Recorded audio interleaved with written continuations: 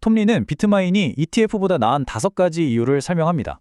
주식을 NAV보다 비싸게 팔아서 그 돈으로 이더리움을 더 살 수 있고, 높은 변동성을 이용해서 돈을 벌고, 회사 자체 수입으로 또 이더리움을 사고, 보유한 이더리움은 스테이킹해서 이자를 받고, 심지어 다른 회사를 M&A 할 수도 있다는 겁니다. 즉, 비트마인은 그냥 이더리움을 들고만 있는 수동적인 ETF가 아니라 적극적으로 돈을 버는 운영회사라는 거죠. 그리고 비트마인이 이걸 혼자 다 하는 게 아닙니다. 보세요. 대규모 거래와 스테이킹은 크라켄, 기관 대상 자문은 갤럭시 디지털, 리스크 관리는 팔콘엑스, 그리고 가장 중요한 자산 보관은 비트고, 이런 식으로 각 분야의 세계 최고 전문가들로 어벤져스 팀을 꾸려서 이 막대한 자산을 철옹성처럼 관리하고 있는 거죠.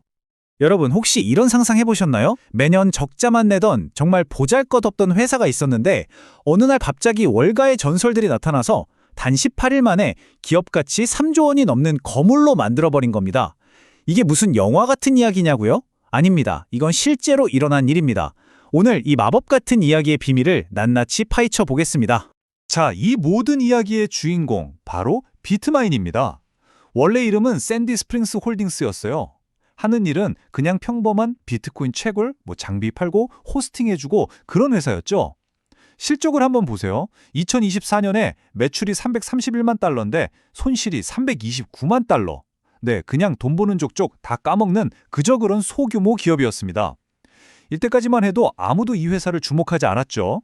그런데 모든 것을 뒤바꿀 거대한 계획이 시작됩니다. 바로 이 숫자에서 모든 게 시작됐습니다.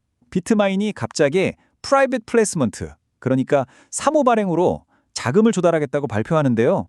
그 규모가 무려 2억 5천만 달러, 우리 돈으로 약 3,400억 원에 달하는 정말 어마어마한 금액이었죠. 아니 대체 누가 이런 회사에 이렇게 엄청난 돈을 투자한 걸까요? 투자자 명단을 보면요. 정말 입이 떡 벌어집니다. 펀드스트레스의 창립자이자 월가의 족집게 바로 저 톰 리가 이사회 의장을 맡았고요. 페이팔 마피아, 피터 틸의 파운더스 펀드, 판테라 캐피탈, 크라켄, 갤럭시 디지털, DCG까지 이건 뭐 그냥 투자자 명단이 아니에요. 말 그대로 크립토 업계의 어벤져스가 총출동한 겁니다. 그리고 이 어벤져스 군단이 내건 비전은 정말 모두를 충격에 빠뜨렸습니다. 지금까지 비트코인만 캐던 회사가 갑자기 우리는 이제 비트코인 말고 이더리움에 올인하겠다고 선언한 거예요. 목표는 딱 하나. 비트코인 세계에 마이크로 스트래티지가 있다면 우리는 이더리움의 마이크로 스트래티지가 되겠다. 세계 최대의 공개 상장 이더리움 보유 회사가 되겠다는 정말 대담한 선언이었죠. 이사회 의장이 된 톰리는 아주 자신감 넘치는 한마디를 던집니다. 마이크로 스트래티지가 181일 동안 이룬 일을 우리는 단 18일 만에 해냈습니다. 이건 그냥 허풍이 아니었어요. 실제로 그들은 정말 말도 안 되는 속도로 결과를 만들어내고 있었습니다. 이 차이가 얼마나 엄청난 건지 감이 오시나요? 마이크로 스트래티지가 27억 달러, 우리 돈으로 약 3조 7천억 원의 가치를 만드는데 180일이 걸렸거든요. 그런데 비트마인은 똑같은 성과를 단 18일 만에 이뤄냈습니다. 네, 정확히 10배, 10배나 빠른 속도입니다. 그리고 정말로 딱 18일 만에 발표된 첫 순자산 가치, 즉 NAV 보고서가 모든 걸 증명했습니다. 이더리움 보유량이 무려 60만 개, 당시 가치로 23억 달러, 우리 돈으로 3조 원이 넘는 규모였죠. 여기에 비트코인이랑 현금까지 더하니까 총 순자산 가치가 27억 달러, 주당 NAV는 약 23달러에 달했습니다. 자, 이게 뭘 의미하냐면요. 자금 조달이 막 끝났을 때 주당 암호화폐 보유 가치는 4달러에 불과했어요. 그런데 불과 18일 만에 주당 19달러의 가치를 추가로 만들어낸 겁니다. 다시 말해서 단 18일 만에 주당 순자산 가치가 6배나 뛰어오른 거죠. 그럼 이들의 최종 목표는 과연 뭘까요? 톰리는 이걸 5%의 연금술이라고 불렀습니다. 아주 야심찬 계획인데요. 바로 전 세계 이더리움 공급량의 5%, 그러니까 약 600만 개의 이더리움을 싹쓸이해서 누구도 넘볼 수 없는 시장의 지배자가 되겠다는 겁니다. 근데 왜 하필 비트코인이 아니고 이더리움이었을까요? 여기에는 아주 명확한 4가지 이유가 있습니다.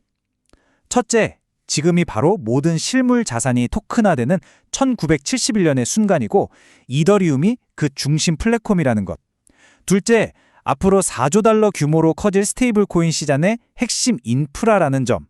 셋째, JP모건 같은 월스트리트의 큰 손들이 이미 이더리움을 찜했다는 사실. 그리고 마지막으로 AI 시대에 모든 거래를 검증해줄 핵심 기술이라는 거죠. 자, 그럼 이런 질문이 나올 수 있겠죠? 아니, 그냥 이더리움 ETF 사면 되는 거 아니에요? 왜 굳이 비트마인 주식을 사야 하죠? 아주 좋은 질문입니다. 톰리는 비트마인이 ETF보다 나은 5가지 이유를 설명합니다. 주식을 NAV보다 비싸게 팔아서 그 돈으로 이더리움을 더 살 수 있고, 높은 변동성을 이용해서 돈을 벌고, 회사 자체 수입으로 또 이더리움을 사고, 보유한 이더리움은 스테이킹해서 이자를 받고, 심지어 다른 회사를 M&A 할 수도 있다는 겁니다. 즉, 비트마인은 그냥 이더리움을 들고만 있는 수동적인 ETF가 아니라 적극적으로 돈을 버는 운영회사라는 거죠. 그리고 톰리는 여기서 아주 강력한 비유를 하나 던집니다.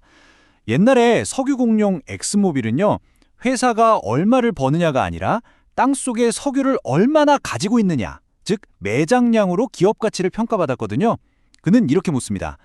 만약 이더리움이 미래의 디지털 석유라면 왜 우리 비트마인이 엑슨모빌과 같은 평가를 받지 못하겠습니까? 이건 단순히 돈을 버는 회사가 아니라 미래의 자원을 소유한 회사로 봐달라는 가치평가의 패러다임을 바꾸는 발언입니다. 아니, 도대체 톰리는 왜 이렇게 이더리움의 모든 걸 거는 걸까요? 바로 이 자료가 그 답을 보여주고 있습니다. 8월에 있었던 투자자 프레젠테이션에서 그가 직접 이더리움의 목표가를 제시했는데요. 과거 비트코인과의 비율만 따져봐도 최소 12,000달러에서 최대 22,000달러, 그리고 만약에 이더리움이 결제 시스템을 대체하게 된다면 무려 62,000달러까지 갈 수 있다고 본 겁니다. 이게 바로 그가 보고 있는 이더리움의 미래 가치인 거죠. 그리고 9월 15일 비트마인은 그들의 야심찬 문샷 전략을 공개합니다. 이게 뭐냐면 단순히 이더리움을 사모으는 데서 그치는 게 아니라 이더리움 생태계 자체를 더 크게 키울 수 있는 대담한 프로젝트에 직접 투자하겠다는 선언이었습니다. 그리고 그 첫 번째 성공 사례가 바로 터져 나옵니다. 월드코인이랑 연결된 에이코 홀딩스라는 것에 2천만 달러, 약 270억 원을 전략적으로 투자했는데 이 투자금이 어떻게 됐을까요? 놀라지 마세요. 무려 2억 1,400만 달러, 우리 돈으로 약 2,889억 원의 가치로 평가받으면서 단번에 10배 수익을 기록한 겁니다. 이 전략이 정말 제대로 먹히고 있다는 증거죠. 9월 22일 또 하나의 역사적인 이정표가 세워집니다. 3억 6,500만 달러, 그러니까 약 4,927억 원의 추가 자금을 조달해서 이더리움 보유량을 240만 개 이상으로 늘렸고요. 마침내 전체 이더리움 공급량의 2%를 돌파하는 대기록을 세웠습니다. 바로 그 주에 톰리는 서울에서 열린 코리아 블록체인 위크에서 이렇게 말합니다. 이더리움은 월스트리트가 선택한 블록체인입니다. 앞으로 10년에서 15년간 지속될 슈퍼 사이클에 진입했습니다. 그의 확신이 시장 전체에 아주 강력한 시그널을 던진 순간이었죠. 지금까지 무엇을 했는지 봤다면 이제부터는 왜 그렇게 했는지 톰리의 머릿속에 있는 진짜 청사진을 한번 들여다보겠습니다. 톰리 철학의 핵심은 바로 여기에 다 담겨 있습니다. 그는 비트코인의 가치를 저장하는 디지털 금이라고 보고요. 이더리움은 실제 생태계에서 끊임없이 사용되고 소비되는 디지털 석유라고 정의합니다. 즉, 그냥 사놓고 오르기만 바라는 자산이 아니라 실제 수요가 탄탄하게 받쳐주는 유틸리티 자산이라는 거죠. 그렇다면 과연 비트마인의 이 대담한 전략 성공할 수 있을까요? 그들이 가진 핵심 경쟁력이 뭔지 하나씩 짚어보겠습니다. 그렇다면 과연 비트마인의 이 대담한 전략 성공할 수 있을까요? 그들이 가진 첫째, 이 배를 이끄는 선장이 바로 월스트리트 최고의 전략가 톰리라는 점. 둘째, 그를 믿고 돈을 댄 투자자들이 피터 틸의 파운더스 펀드, 판테라 캐피탈 같은 업계 최정상급 드림팀이라는 것. 셋째, 이 전략은 이미 마이크로 스트래티지가 성공시킨 모델인데 비트마인은 그보다 훨씬 빠른 속도로 실행하고 있다는 점. 그리고 마지막으로 이들이 노리는 시장이 스테이블 코인과 실물 자산 토큰화라는 잠재력이 수십조 달러에 달하는 거대한 바다라는 겁니다. 이어서 다섯째, 그들이 선택한 자산, 이더리움이 이미 월스트리트의 선택을 받은 우월한 플랫폼이라는 점.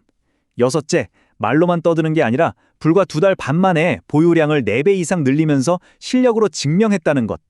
일곱째, 이더리움을 많이 가질수록 더 좋은 조건으로 돈을 빌려서 더 많은 이더리움을 사는, 한 번 올라타면 멈출 수 없는 선순환 구조를 만들었다는 점. 그리고 마지막으로 단순 보유가 아니라 스테이킹 수익을 통해 스스로 돈을 버는 인프라 기업으로서의 가치를 인정받을 수 있다는 점입니다. 자, 그럼 지금까지의 내용을 싹 정리하고 앞으로 어떻게 될지 전망을 한번 살펴보겠습니다. 이 타임라인을 보시면 모든 게 한눈에 들어오실 겁니다. 톰리가 의장으로 취임한 7월 8일 약 60만 개 수준에서 시작해서 9월 29일에는 265만 개를 넘어섭니다. 불과 2달 반 만에 보유량은 4.4배, 자산 가치는 4.6배가 늘어난 거죠. 이 표 자체가 비트마인의 실행력을 웅변하고 있습니다. 이게 바로 비트마인의 성장 엔진 플라이 휠입니다. 이더리움을 사서 스테이킹 수익을 내고 그걸로 회사 가치에 프리미엄이 붙으면 더 유리한 조건으로 돈을 빌리고 그 돈으로 다시 더 많은 이더리움을 사는 이 사이클이 한 번 돌기 시작하면 멈출 수가 없는 구조인 거죠. 그리고 이건 그냥 돈 벌려고 하는 게 아닙니다. 비트마인의 CEO 톰 리가 직접 이렇게 말했죠. 우리는 메이드 인 아메리카 검증자 네트워크를 만들고 싶다. 100% 미국 법을 준수하고 100% 미국 영토 내에서 운영되는 이게 우리한테는 정말 중요하다. 이건 단순한 사업이 아니라 거의 국가적인 차원의 전략적 미션이라는 거죠. 아니 왜 굳이 메이드 인 아메리카를 이렇게 강조할까요? 핵심은 바로 이겁니다. 월스트리트의 JP모건이나 골드만삭스 같은 거물들이 암호화폐 시장에 들어오지 못하는 가장 큰 이유? 바로 규제 문제, 국가 안보 리스크, 신뢰의 문제를 한 방에 해결해버리는 거거든요. 미국 법을 완벽하게 지키니까 기관들이 두 발 뻗고 편하게 투자할 수 있는 판을 깔아주는 겁니다. 여기서 이런 질문이 나올 수 있어요. 아니, JP모건 같은 데가 돈이 없나? 그냥 자기들이 직접 수조 원어치 이더리움 사면 패는 거 아니야? 라고요. 그렇죠. 돈은 문제가 아니죠. 현실은요, 복잡한 규제 리스크, 해킹이나 보관 문제, 주주들을 설득해야 하는 문제, 까다로운 회계 처리, 이런 보이지 않는 장벽들이 엄청나게 많습니다. 비트마인은 바로 이 모든 문제를 한 번에 풀어주는 마스터키 같은 존재예요. 뉴욕증권거래소에 상장된 합법적인 주식이니까 기관들은 그냥 비트마인 주식 하나 사는 것만으로 이 모든 골치 아픈 문제 없이 이더리움에 안전하게 투자할 수 있는 고속도로가 열리는 겁니다. 그리고 비트마인이 이걸 혼자 다 하는 게 아닙니다. 보세요. 대규모 거래와 스테이킹은 크라켄, 기관 대상 자문은 갤럭시 디지털, 리스크 관리는 팔콘엑스, 그리고 가장 중요한 자산 보관은 비트고, 이런 식으로 각 분야의 세계 최고 전문가들로 어벤져스 팀을 꾸려서 이 막대한 자산을 철옹성처럼 관리하고 있는 거죠. 자, 지금까지 이야기한 수호자, 게이트웨이, 그리고 성장 엔진, 이 세 가지 조각을 다 맞춰보면 마지막으로 하나의 거대한 그림이 완성됩니다. 바로 비트마인과 이더리움, 이 두 거인 사이에 피할 수 없는 공생관계입니다. 이건 비트마인만 좋은 게 아니에요. 반대로 비트마인은 이더리움에게 뭘 주느냐? 기관 투자자들이 믿을 수 있는 신뢰를 주고요.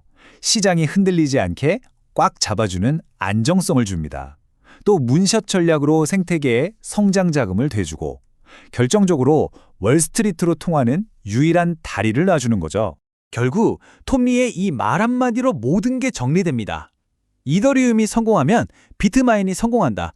그리고 비트마인이 성공하면 이더리움 생태계 전체가 성공한다.